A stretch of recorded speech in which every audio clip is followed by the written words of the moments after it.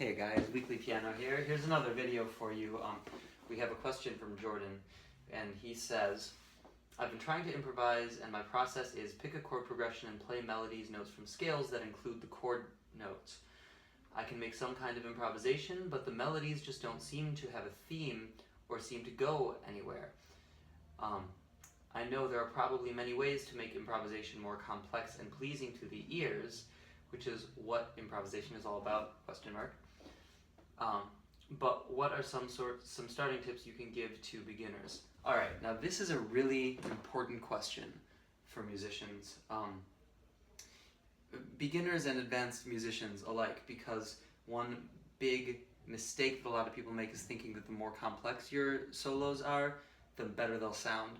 And some people make things that are very complex and very confusing and don't sound like anything. I mean, here's the most complex thing I could play right now. Does that sound like anything? Obviously not. Here's a very simple thing that I can play.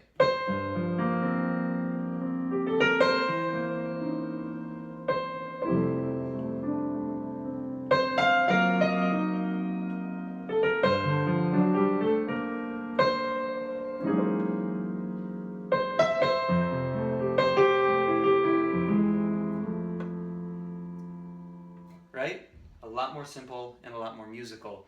Why was that simple and musical? Because there are things that make music sound good that have nothing to do with how complex it is. In fact, the things that make music sound good don't have anything to do with how complex it is. And it has to do with, so this could be like a semester's course of college, just talking about like the basic beginnings of this. But I'm going to try to go through like some little points. One is that anything that you do when you play one note, you create an expectation. That one single note, when that's all you've played, that's all the person has heard, and so then anything else you play is in relation to that note. It seems obvious, but some people don't think about this. So if I play this, and then I play this, I'm playing a major seventh away, which is a very far distance. It's the farthest you can go without an octave. And the ear hears that. The ear hears a note and then something very far away. So then when you want to do something with that, so let's say I've got a note and then I played something very far away, and then I play something really close again, the ear hears that, and that's what's interesting.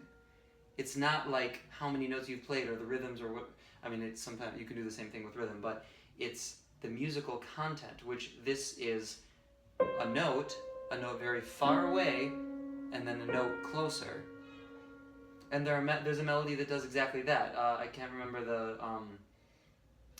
the song, but it's like.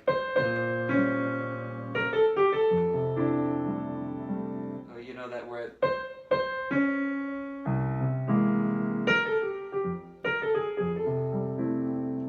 Why does that work? Because it's a note very far away, closer, and then surrounding a goal note. So that brings me to my expansion upon that point. You have a note, and you hear the next note being anywhere closer or farther from that, and then you want to focus on a goal. So maybe my goal is to get from here to here. From the 5 of the chord to the 3 of the chord. So it could be a note, then a note very far away, and then I just surround with my goal note. And that sounds musical because I'm going the notes that you hear compartmentalized in the upper part of this phrase are just, which is scalar, 5, 4, 3, and your goal note is 3. I can expand upon that. If I'm improvising, I could go.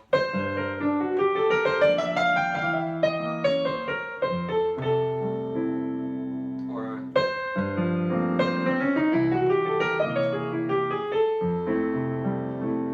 You know? Or I could just keep coming back to the same note.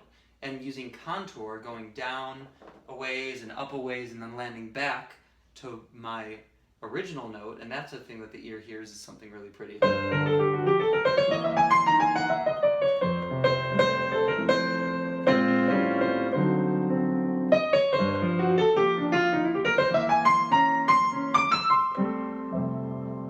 Did you notice what I did there?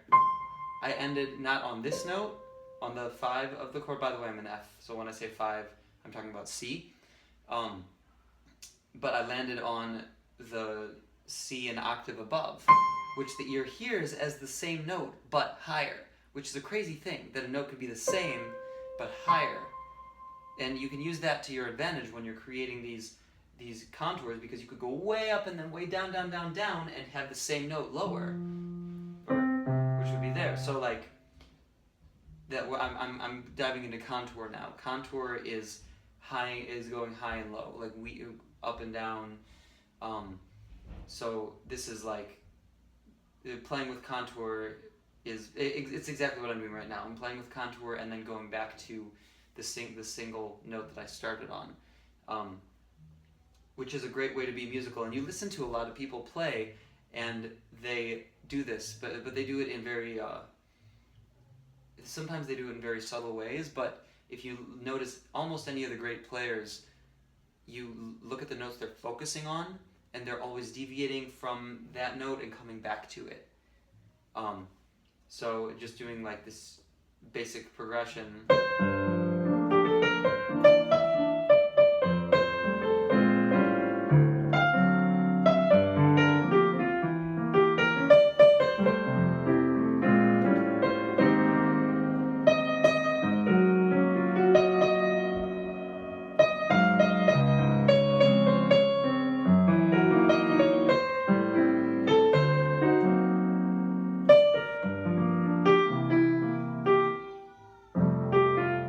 So I'm doing this on the fly right now, but what I did there was I was focusing on the 5 first, and eventually I wove around and created a consistent contour of going up and down in similar intervals, leading back to the 1, because the 5 leads to the 1.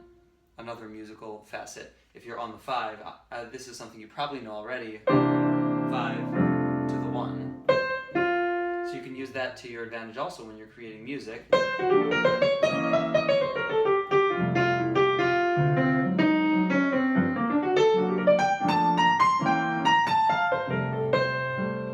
So I just like did the 5, I focused on the 5 as a goal note, then I focused on 1 as a goal note, and then back up to 5. So now I'm going to go into one slightly more advanced thing to think about. I know I'm probably like, there might be some brains like splattered against the wall here, and I'm really sorry if there are. I hold no responsibility for that. But if you want to keep going along this path of thinking about what actually creates good music, and what takes the ear on a journey, think about the expectations that you're creating, and then what you're doing with them, how you're like either falling into a pattern with those expectations or defying them and doing something totally different. For example, if I was like going up and up and up and up, I'll set that expectation, right?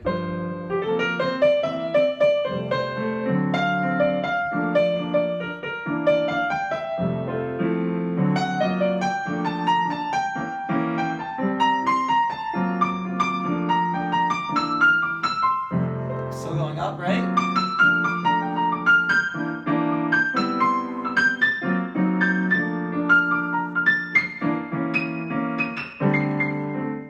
And then, let's say this last time, I want to like completely defy expectations to make it really like, to trip a person up when they're listening. I keep going up. And then go like, sorry.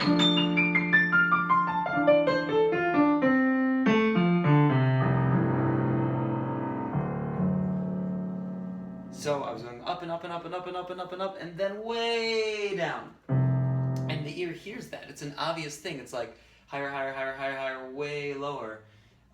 And that's an interesting journey for the ear to take, because they're following you up and up and up, and they expect you to just end high, but then you're like, no, I'm not going to end high. I'm going to go all the way down to the bottom. So, I don't know, call me crazy or embrace what I'm saying, but this is what I've noticed through studying a lot of the great players who I have a lot of respect for in both jazz music and then modern classical music. And feel free to leave any comments and leave any questions here. Thank you.